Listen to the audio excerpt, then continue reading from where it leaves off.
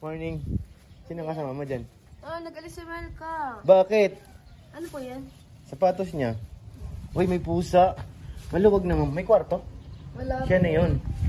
Mas maganda nga yun. Mas malaki. Magkano mo pa mo rito? Anong par po? Ha? Sige, siguro. Magkaya mo dyan.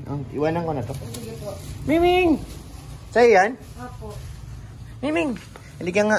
Anong lahi nito? Persian.